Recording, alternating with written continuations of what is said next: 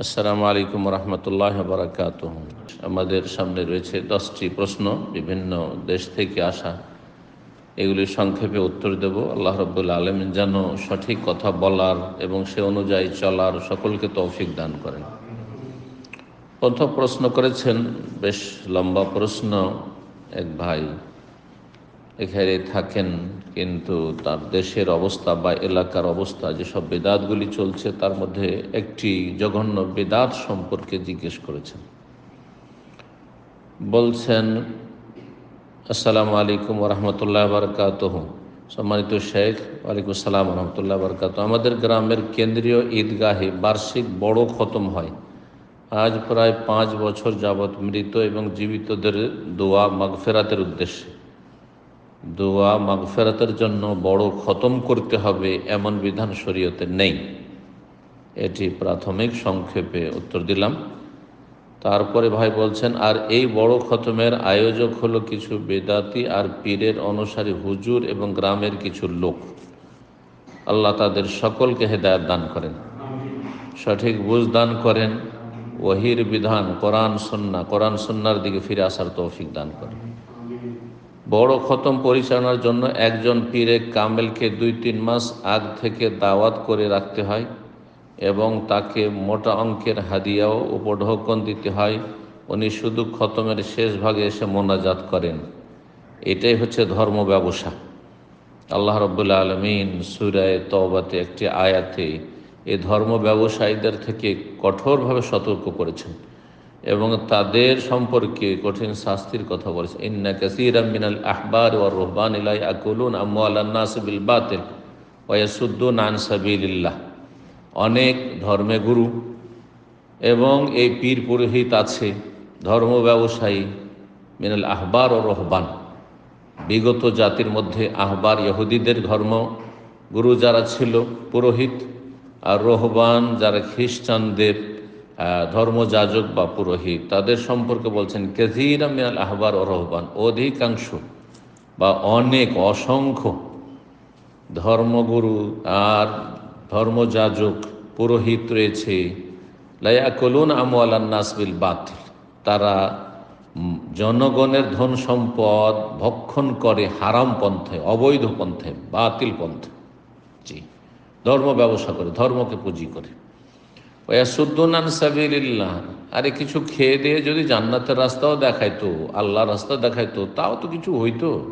তাও না, ওয়াসুদ্দুন আন সাবিল, আল্লাহর রাস্তায় চলতে তারা বাধাগ্রস্ত করে, বাধা সৃষ্টি করে, জাহান্নামের রাস্তা নিয়ে যায়, শয়তানের রাস্তা নিয়ে যায়। এক তো শয়তানের রাস্তায় নিয়ে গিয়ে জাহান্নামে ঢুকিয়ে দিল, শেষ পরিণাম, আর ধন সম্পদ লুটে খেল। এই আয়াত পুরোপুরি ফিট হচ্ছে এই মুসলিম সমাজের বিদাতি পীর পুরোহিত ধর্ম ব্যবসায়ীদের উপর। আল্লাহ তাদের অনিষ্ট থেকে রক্ষা করুন, জাতিকে চোখ খুলে দিন পালন, ইসলাম পালনের তৌফিক দান করুন, বোঝার তৌফিক দান করুন। খতমের দিন সকাল ভোরে ফজরের নামাজের পরই নিজ গ্রাম এবং পার্শ্ববর্তী কয়েক গ্রামের মসজিদের ইমাম, মুয়াজ্জিন, মাদ্রাসার শিক্ষক, ছাত্র, ছোট বড় সবাই অংশ নেয়। তারপর সিমের বিচি বা অন্যান্য দানার মাধ্যমে 1.25 লাখ বার দোয়া ইউনুস পাঠ করা হয়। দোয়া ইউনুস কোরআনে কারীমে রয়েছে। জি, যে ইউনুস আলাইহিস সালাম দোয়া করেছিলেন, লা ইলাহা ইল্লা আনতা সুবহানাকা ইন্নী কুনতু মিনাজ জালিমিন। লা ইলাহা ইল্লা আনতা সবচেয়ে শ্রেষ্ঠ বাক্য, কালেমা তাওহীদ, লা ইলাহা ইল্লা আনতা, লা ইলাহা ইল্লাল্লাহ, আল্লাহ তোমার ছাড়া কোনো সত্য মাবুদ নেই। সুবহানাকা, আল্লাহর তসবিহ, আল্লাহকে সমস্ত দোষ ত্রুটি ঘাটতি থেকে মুক্ত ঘোষণা করা, তাসবিহ করা, মহিমা পেশ করা, তসবিহ হয়ে গেল, তাওহীদ হয়ে গেল, সবচাইতে উত্তম কালেমা এবং উত্তম জিকির হয়ে গেল। তারপরে নিজের ভুল ভ্রান্তির স্বীকারোক্তি, ইন্নী কুনতু মিনাজ জালিমিন, আল্লাহ আমি অন্যায় করেছি, আমি জালেম অন্যায়কারীদের গুনাহগারদের অন্তর্ভুক্ত, ভুল করেছি, যে তোমার নির্দেশের অপেক্ষা না করে আমি রাগ করে নিজ জাতিকে পরিত্যাগ করে চলে গেছি, যেটা রসুল নবীর জন্য সমীচীন ছিল না বা উচিত ছিল না। এই জন্য আল্লাহ ধরে ফের মাছের পেটে আল্লাহ রাব্বুল পৌঁছে দিয়েছিলেন, মাছের পেট থেকে দোয়া করেছিলেন। জি, ফাযান্নুন ইয যাহাবা মুগাযিবান, আল্লাহ রাসূল কোরআনিকে বলছেন, স্মরণ করো মা চলাম নবীকে, ইয যাহাবা মুগাযিবান, যখন রাগ করে জাতির ওপর অসন্তুষ্ট হয়ে যখন তারা ঈমান নিয়ে আসে না, অবাধ্য নাফরমান, রাগ করে চলে গেছিলেন। ফাজান্না আল্লাহ নাকদির আলাইহি, আর তিনি ধারণা করেছিলেন যে আল্লাহ রাস্তা সংকুচিত করবেন না, মানে আল্লাহ পকড়া করে খেয়াল করেননি যে এটা আমার এত তাড়াতাড়ি চলে যাওয়াটা আল্লাহর অসন্তুষ্টির কারণ হবে।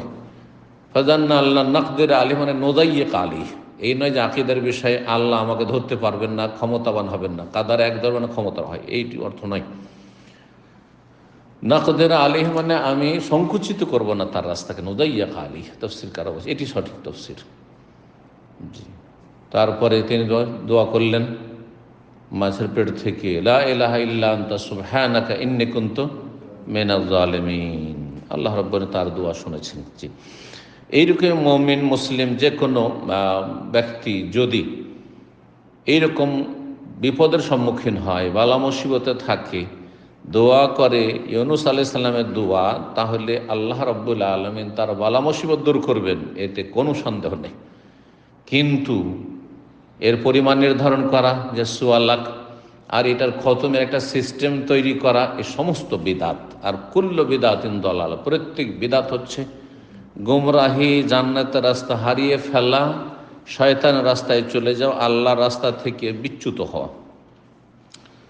আর দল বেঁধে পড়তে হবে ভাগ যোগ করে, এটিও বিদাত। তাহলে এতে কয়েকটি বিদাত রয়েছে। জি, সিমের বিচি দিয়ে, অন্ন দানা দিয়ে ১৪ লাখ নির্ধারণ, আর তারপরে সবাই ভাগ যোগ করে তুমি এত বড়, তুমি এত বড়, যেমন কোরআন খতমের বেদাতি তরিকা, ঠিক ওই রকমই।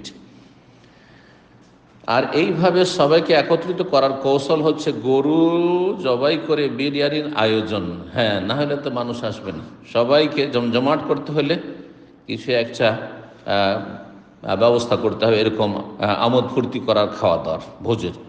আর সকল হুজুর মোল্লাদেরকে হাদিয়া হিসাবে টাকা দিতে হয়। এই সকল খরচের ব্যয়ভার জোগাড় এলাকাবাসীর থেকে চাঁদা করে নেওয়া হয়। কারো কারোর কাছ থেকে টাকার পরিমাণ নির্ধারণ করে দেওয়া হয়, যেমন ৫০০, ১০০০, ২০০০ অথবা এরও অধিক। আমার প্রশ্ন, এখন ভাই প্রশ্ন করছেন, ইসলামে কি এইরকম বড় খতম জায়েজ আছে? না, বিদাত। কারণ এবাদতের আসল হচ্ছে তৌকিফ, মানে শরীয়ত যেখানে থেমে গেছে আপনাকে থেমে যেতে হবে। জোহরে ৪ রাকাত ফরজ, ৪ রাকাতই ফরজ, ৬ পড়লে নেকি হবে না, গোনা হবে, বরং কুফরি হয়ে যাবে। আপনি আল্লাহর অবদ্ধ হয়ে গেলেন, আপনি আল্লাহর বিধান মানলেন না। জি, ঠিক ওই রকমই। জি, হজ আপনাকে হজের দিনগুলিতে করতে হবে, আরাফার দিনে আরাফা থাকতে হবে। কেউ যদি একটা দিন সেই দিন আরাফা না থেকে সারা বছর থাকে তবু হবে না। তো এবাদত তৌকিফি, এতে হানাফি, শাফি, মালিক, হাম্বলি সমস্ত ওলামার একমত যে এবাদতে প্রমাণ থাকতে হবে। এবাদতের ক্ষেত্রে আসল হচ্ছে প্রমাণ না থাকলে নিষিদ্ধ, প্রমাণ না থাকলে সেটি বিদাত, নবীর তরিকা নাই সাল্লাল্লাহু আলাইহি ওয়াসাল্লাম। না থাকলে এর দায়ভার কার ওপর বর্তাবে? যারা এতে অংশ নেবে সবাই গুনাহগার, তবে যার যেমন ভূমিকা সে তত বেশি গুনাহগার। যেমন যারা এখানে পয়সা দেবে তারা গুনাহগার, যারা এইসব মোল্লারা যারা এর নেতৃত্ব দিবে, ধর্মীয় নেতৃত্ব এবং আয়োজন করছে তারা গুনাহগার, এতে যারা এইসব খতম করছে তারা গুনাহগার, এইসব দুআ ইউনুস পড়ে গুনাহগার। কারণ নবী সাল্লাল্লাহু আলাইহি ওয়াসাল্লামের তরিকায়, সাহাবায়ে কেরামের তরিকায় দুআ ইউনুস পড়ল না, বরং তারা নিজেদের বাপদাদার তরিকায় ধর্মকর্ম করলো। সুতরাং তারা নবী সাল্লাল্লাহু আলাইহি ওয়াসাল্লামের আদর্শ বহির্ভূত। মান রাগিবা আন সুন্নতি ফালাইসা মিন্নি, নবী সাল্লাল্লাহু আলাইহি ওয়াসাল্লাম আমার আদর্শ থেকে, তরিকা থেকে যারা মুখ ফিরিয়ে নেবে, এড়িয়ে যাবে, অন্য পথে চলবে, তারা আমার দলভুক্ত নয়। এরা নবী সাল্লাল্লাহু আলাইহি ওয়াসাল্লামের দলভুক্ত নয়। হাউজে কাউসারের পানি থেকে বঞ্চিত থাকবে, যেমন সহিহ হাদিস দ্বারা প্রমাণিত। ২ নম্বরে জিজ্ঞাসা করছে, এমত অবস্থায় সকলের করণীয় বর্জনে। করণীয় হচ্ছে যে এইরকম বেদাতি অনুষ্ঠান খতমের যে হচ্ছে তাকে সার্বিক দিক থেকে বর্জন করতে হবে, এবং যারা এসব করছে তাদেরকে যথাসাধ্য যার যতটুকু ক্ষমতা রয়েছে কোণঠাসা করার চেষ্টা করতে হবে। যাদেরকে আল্লাহ ক্ষমতা দিয়েছেন, রাষ্ট্রীয় ক্ষমতা, এলাকার যারা চেয়ারম্যান রয়েছেন, এমপি রয়েছেন, তারপরে প্রশাসন রয়েছে, তাদের ফরজ এসব অন্যায় কাজে বাধা দেবে। যেমন সৌদি আরবে কোনো শিরক বেদাতের আস্থানা নেই এবং শিরক বেদাতি ধর্মকর্ম করার কোনো রকমের সুযোগ নেই। কোরআন সুন্নাহর কথা বললে আহলান ও সাহলান, না হলে কোনো সুযোগ নেই। ঠিক তেমনি যে কোনো দেশের যারা নেতৃস্থানীয় ব্যক্তি প্রশাসনে রয়েছে তাদের উপর ফরজ এই যে এসবে বাধা দেবে শক্তভাবে। কবরবাসীদের জন্য কিভাবে দোয়া করব? কবরবাসীর জন্য যেভাবে নবী সাল্লাল্লাহু আলাইহি ওয়াসাল্লাম সাহাবারা দোয়া করেছেন, আপনি একাই চলে যান, দল বেঁধে নিয়ে যেতে হবে, দোয়া করতে হবে, খাওয়া দাওয়ার ব্যবস্থা করতে হবে, তার আগে কোনো খতম করতে হবে, কোরআন খতম অথবা খতমে খাজেগান অথবা খতমে ইউনুস অথবা খতমে জালালি অমুক তমুক সমস্ত খতমগুলি বিদাত না। তারপরে বলছেন যে কবরবাসীদের জন্য কীভাবে দোয়া করবে, এবং যারা দুনিয়াতে আছি যার যে প্রয়োজন দোয়া করবেন, নিজের জন্য অন্যদের জন্য দোয়া করবেন, যতটা তাদের জন্য প্রয়োজন মনে করছেন, যেই প্রয়োজনগুলি মনে করছে সেই প্রয়োজন আপনি আপনজন প্রিয়জনদের জন্য করবেন। আর এমনিতে আল্লাহ রাব্বুল আলামিন মুমিন মুমিনাতকে আল্লাহ দুনিয়াতে ভালো রাখুন, আখিরাতে আল্লাহ ভালো রাখুন, এইসব দোয়া রব্বানা ইগফির লানা ওয়া লিইখওয়ানিনা আল্লাযিনা সাবাকুনা বিল ঈমান।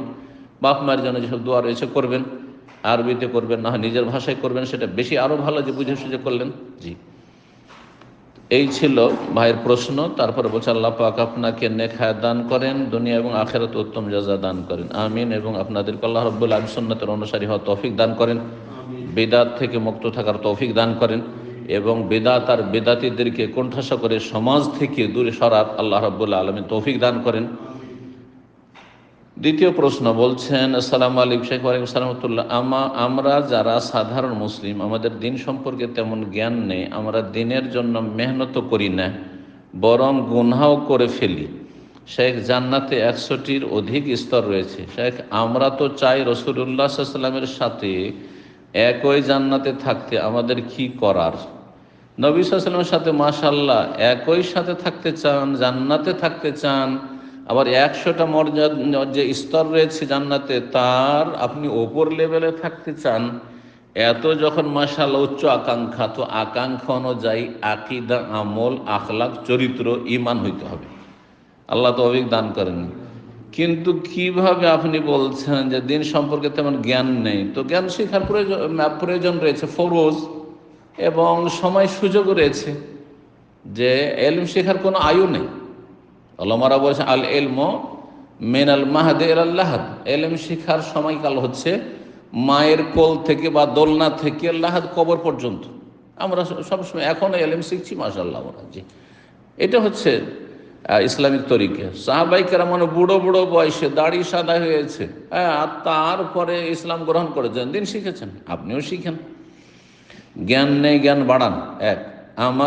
আমরা দিনের জন্য মেহনত করি না, মেহনত করছেন না, করেন, দাওয়াতি কাজ করেন, এটা তৃতীয় লেভেল। আগে ইমান এলেম ঠিক করুন, এলম এমান, তারপরে আমল বাড়ান। আপনি ফরজ যথাযথ আদায় করেন, হারাম থেকে পুরোপুরি বেঁচে থাকেন, সুন্নত নফল বেশি বেশি পড়ান, অপছন্দনীয় কথা কাজ থেকে দূরে থাকুন। এইভাবে আল্লাহর সান্নিধ্য লাভ করুন। মেহনত করেন না, মেহনত করেন, আপনি দাওয়াতি কাজ করেন, তাহলে আপনি আম্বিয়া রসুলগণের কাছাকাছি হইতে পারবেন। কারণ আম্বিয়া রসুলগণের পেশা হচ্ছে দাওয়াত। সুতরাং যারা যেই পেশার, সেই পেশার লোকের সাথে দুনিয়াতে স্থান পায়। ডাক্তারদের মজলিসে বসে, আলেমারা আলেমদের মজলিসে বসে, হ্যাঁ, তাই না? ইঞ্জিনিয়াররা ইঞ্জিনিয়ারদের সাথে উঠা বসা করে। ঠিক তেমনি আপনি আম্বিয়া রসুলগণের সাথে যদি উঠা বসা করতে চান, কাছাকাছি হতে চান, তাহলে সেই পেশা গ্রহণ করেন। আল্লাহ তৌফিক দান করুন। সূরা আসরের বাস্তবায়ন করুন, আমার তাফসীর রয়েছে, শুনে নেবেন। তারপরে বলছেন যে বরং গুনাহও করে ফেলি, গুনাহ থেকে তওবা করেন, পাক পবিত্র হয়ে যান। গুনাহ হচ্ছে নাপাকি, আর শরীরে পেশাব পায়খানার নাপাকি লেগে গেলে সাথে সাথে মানুষ ধুয়ে গোসল করে পরিষ্কার পরিচ্ছন্ন হয়, আপনিও সেই রকম। আর তওবা হচ্ছে আপনার পরিষ্কার পরিচ্ছন্ন হওয়া। আল্লাহ তৌফিক দান করুন এবং আকাঙ্ক্ষার চাইতে বেশি আমল করার তৌফিক দান করুন। 3 নম্বর প্রশ্ন বলছেন, আসসালামু আলাইকুম শেখ। ওয়ালাইকুম সালাম।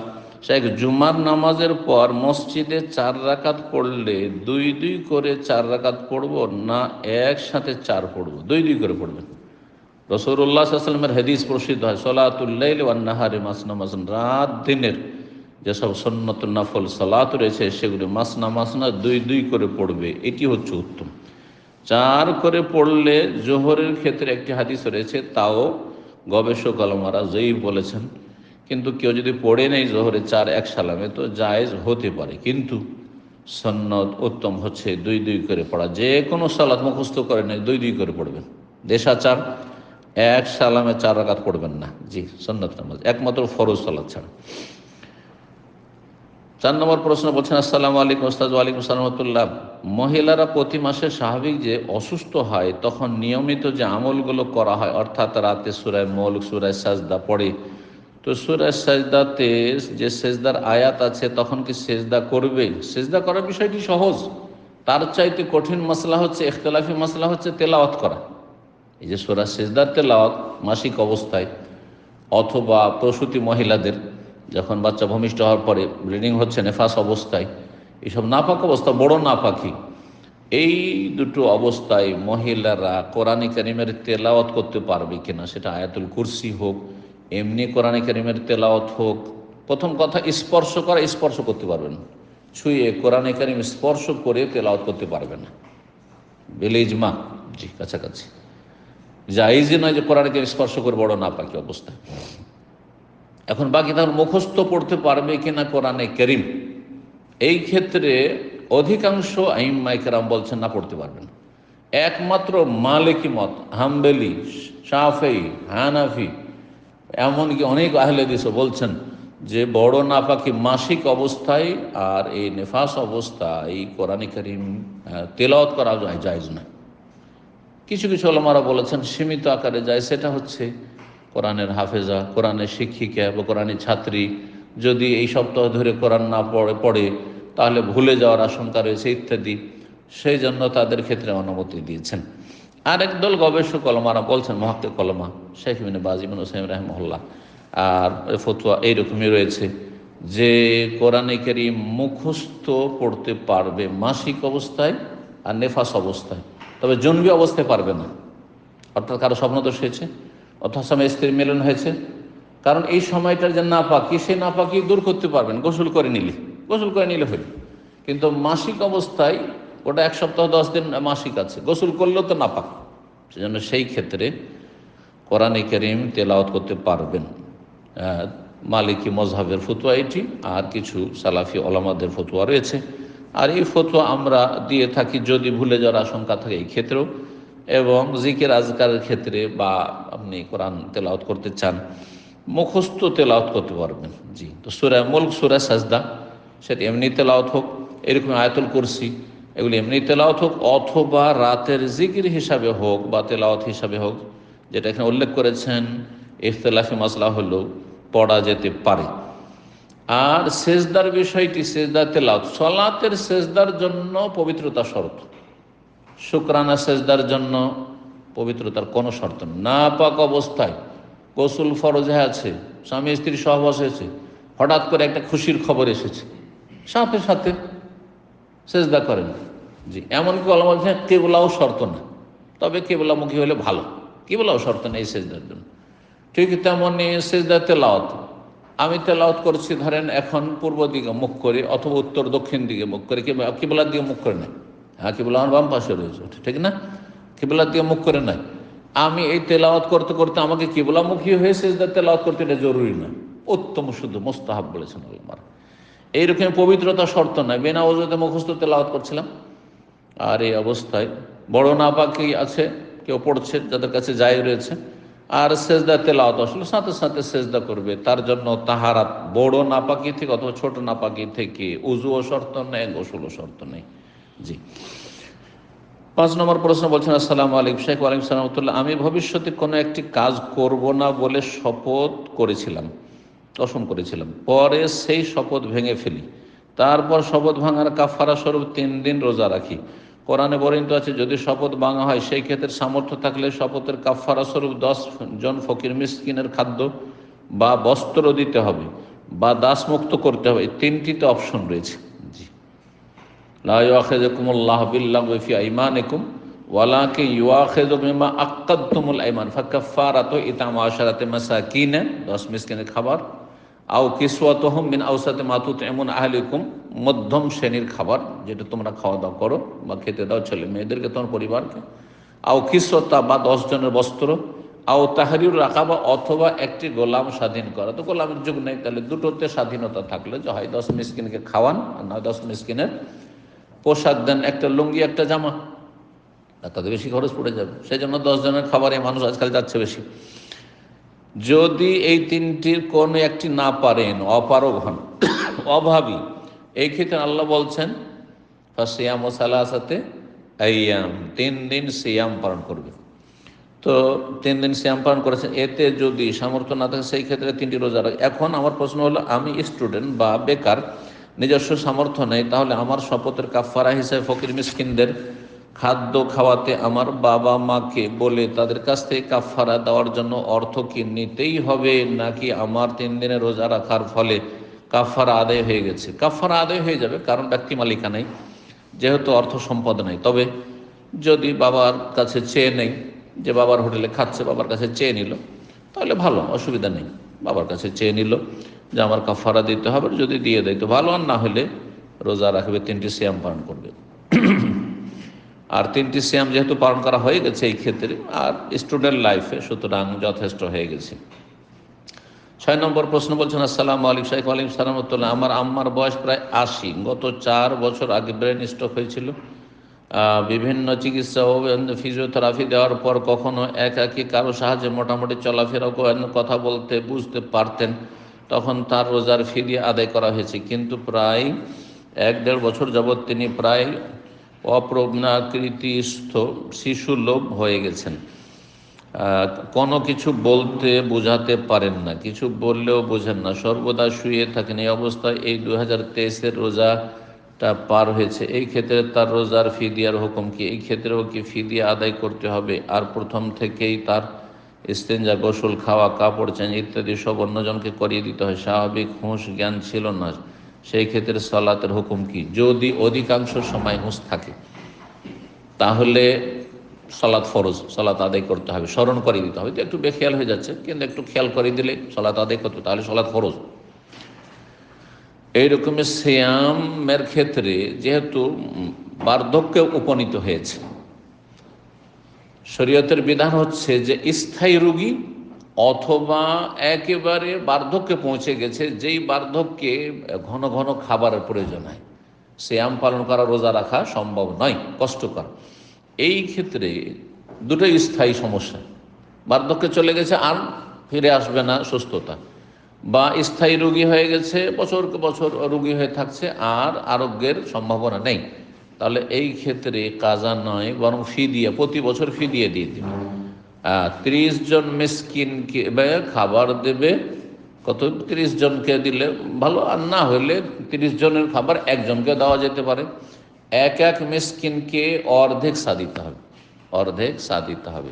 তাহলে কত দিতে হবে? 30 রোজার 30 রোজার 30 ডেড়ে 3 কিলো করে হলে 45 কেজি, 45 কেজি দিয়ে দেবেন যদি হুঁশ থাকে। আর শিশুলোভ হলেও হুঁশ যেহেতু আছে, সুতরাং ফিদিয়া দিয়ে যাবেন। জি। 7 নম্বর প্রশ্ন, আসসালামু আলাইকুম। ওয়ালাইকুম সালাম। আসরের 4 রাকাত ফরজের আগে ও পরে কত রাকাত সুন্নাত আছে? আমি শুনেছি আসরের 4 রাকাত ফরজের পূর্বে 4 রাকাত সুন্নাত, আর 4 রাকাত ফরজের পরে 2 রাকাত সুন্নাত। এটা কি সঠিক? আগেরটা ঠিক, যে 4 রাকাত আসরের আগে সে সুন্নাত, কিন্তু সুন্নাত মুস্তাহাব্বা ওলামারা বলছেন, সুন্নাতে মুআক্কাদা নয়, বা সুন্নাতে রাতে বানায়। সুন্নাতে রাতে, দিনে রাতে 10 অথবা 12।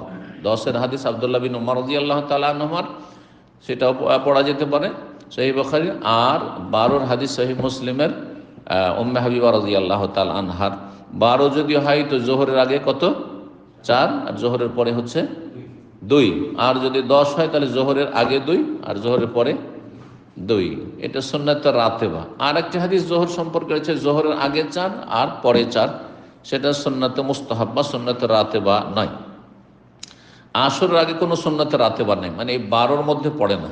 তবে সুন্নাতে মুস্তাহাব বা ওলামারা বলেছেন, হাদিস একটি রয়েছে এই মর্মে।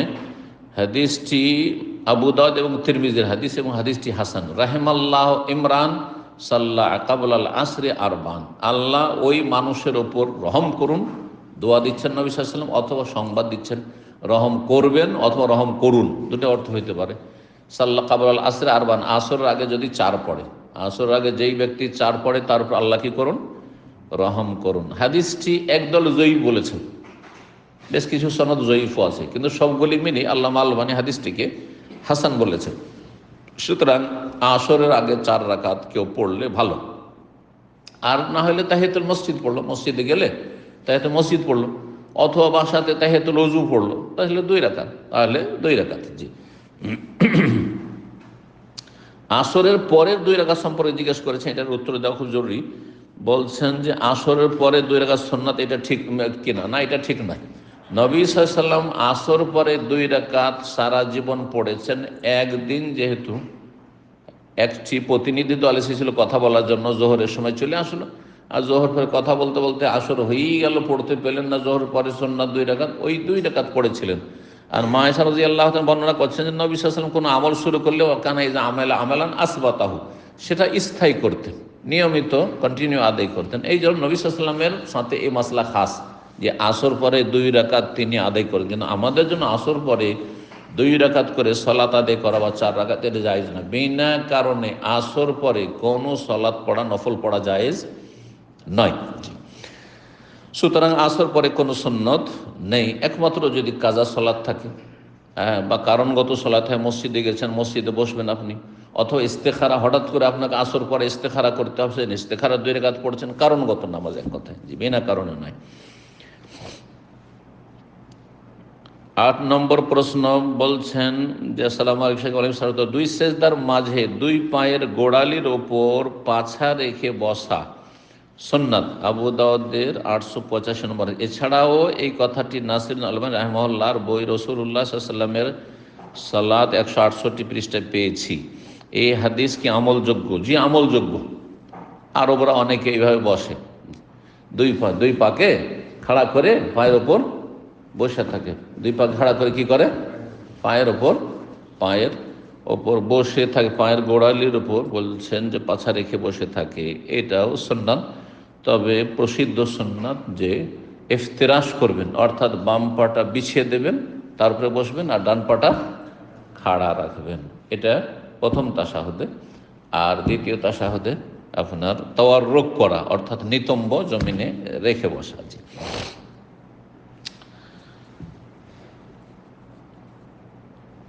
এই বসাটি একটু কষ্টকর, জানি না যারা অভ্যাস করে নিয়েছে। আমি মাঝে মাঝে দেখি 2-1 আরবকে বসতে, আর চিন্তা করি যে আমি 2-1 ট্রাই করে দেখেছি, এটা কষ্টকর আমার জন্য। ব্যথা, যদি ব্যথা হইতে লাগে পায়ে, তাহলে তো খুশু নষ্ট হয়ে যাবে। তো যেই বসাতে কষ্ট হয় আর খুশুর ওপর প্রভাব পড়ে, সেই বসা ঠিক নয়। কিন্তু তো আপনাকে দেখতে হবে যে আমার এই বসাতে কষ্ট হচ্ছে কিনা, যদি কষ্ট হয় তো এটা করবেন না আপনি।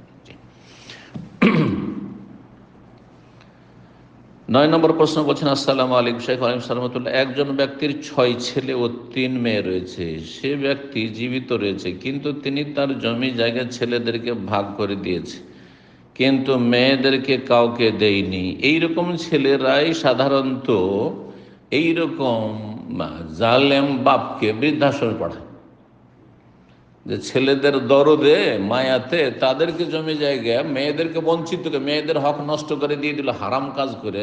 এরাই বেশি কিন্তু সাজা শাস্তি দুনিয়া তো পায় আর আখেরাতেও পাবে।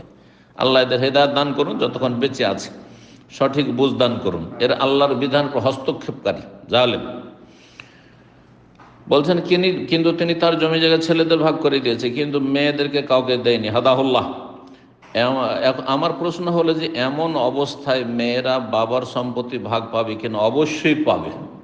আর মেয়েরা, আমি পরামর্শ দেবো যে ক্ষমা করবে না এরকম জালেম বাপ, যদি দুনিয়াতে না দেয় তো হাসরের মাঠে নেবে। এই জালেমের শাস্তি হওয়া উচিত। বান্দার হক নষ্ট করেছে, সবচেয়ে কাছের বান্দা ছেলে মেয়েরা, ছেলে আর মেয়ে সমান, ছেলে আর মেয়ে সমান। মেয়েকে আল্লাহ কম দিয়েছেন কি জন্য? ওদের দায়িত্ব কম, সেই জন্য। না হইলে আসল হচ্ছে যে সমান। যদি দায়িত্বর কম বেশি না থাকতো আর আল্লাহ এইভাবে ভাগ করে না দিত, আসলে হচ্ছে ছেলে মেয়ে আমার কাছে সমান। জি, তো এই মেয়েরা ভাগ পাবে, আর এরা আইনের আশ্রয় নিতে পারবে, বাপের বিরুদ্ধে, ভাইদের বিরুদ্ধে আইনের আশ্রয় নিতে পারবে, আদালতে যেতে পারবে।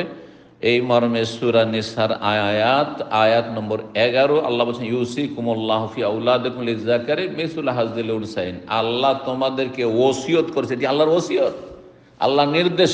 ফি আওলাদিকুম, তোমাদের সন্তান সন্ততি, আওলাদ মানে ছেলে মেয়ে সবার ক্ষেত্রে, লিয-যাকারি ছেলে সন্তানকে দেবে মিসলা হাজদুল উনসাইন, 2 মেয়ের সমান, 2 মেয়ের সমান আল্লাহ স্বয়ং নিজে ভাগ করে দিয়েছেন।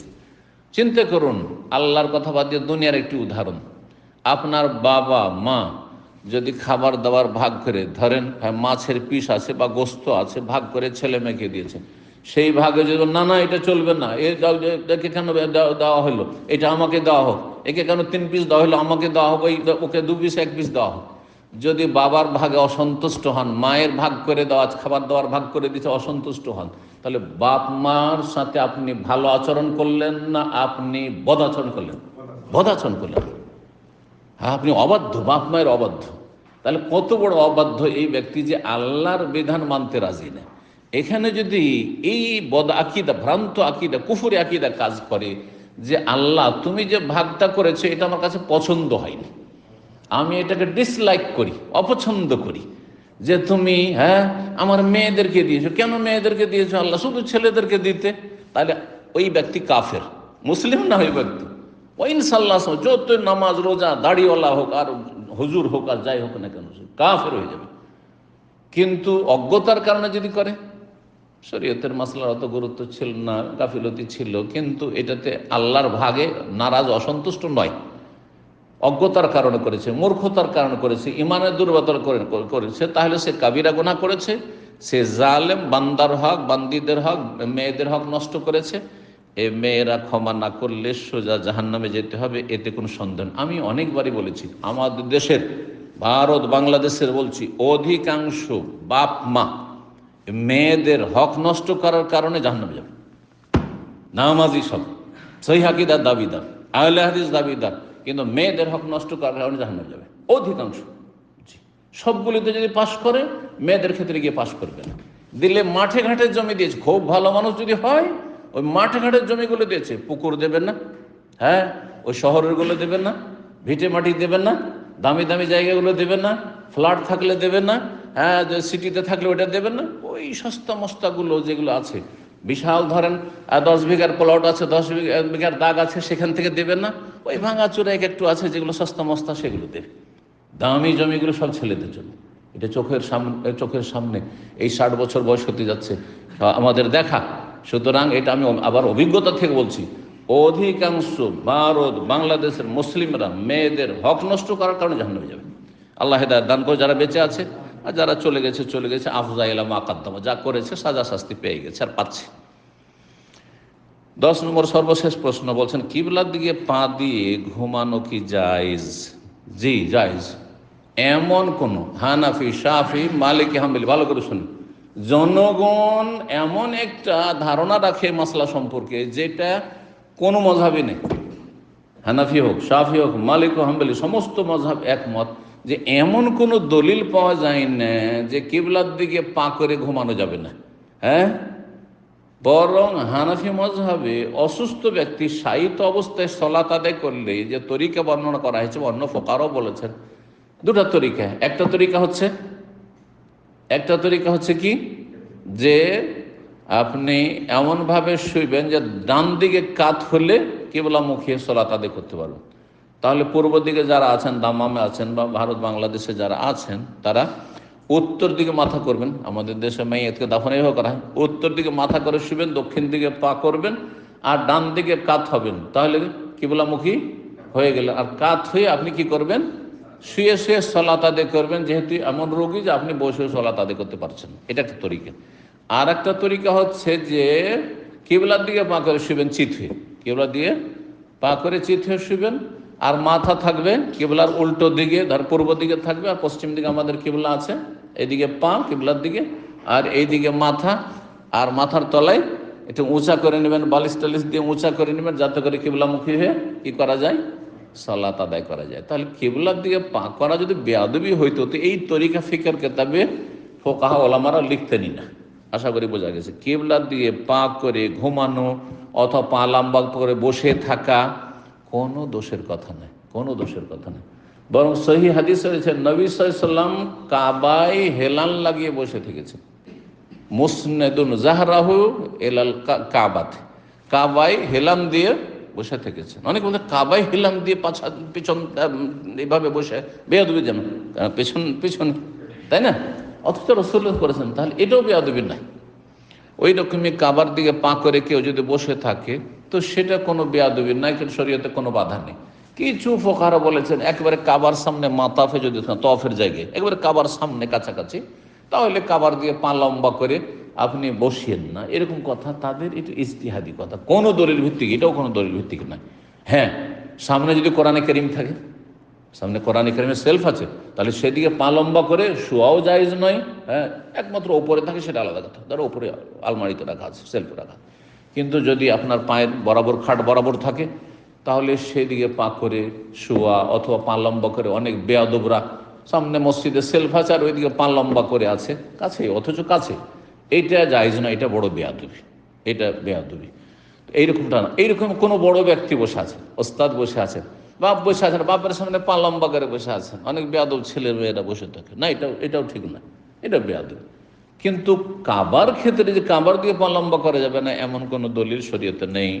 সুতরাং বিষয়টি সাধারণ মানুষের ধারণা মাত্র, এর পিছনে কোনো দলিল নেই। আসল হচ্ছে যে জায়েজ, সেখানে বাজ ইবনে উসাইমিন সমস্ত ওলামারা এই বিষয়টি উল্লেখ করেছেন। এখানেই প্রশ্ন উত্তর শেষ হচ্ছে। আল্লাহ রাব্বুল আলামিন যেন আমাদেরকে সঠিক কথা বলার, মেনে চলার, আমল করার এবং সেই দিকে দাওয়াত দেওয়ার তৌফিক দান করেন। রব্বুল বালা মুসিবত থেকে আল্লাহ হেফাজতে রাখেন। ওয়া সাল্লাল্লাহু সাল্লাম আলা নবিয়িনা মুহাম্মদ ওয়া আলা আলিহি ওয়া সাহবিহি আজমাইন।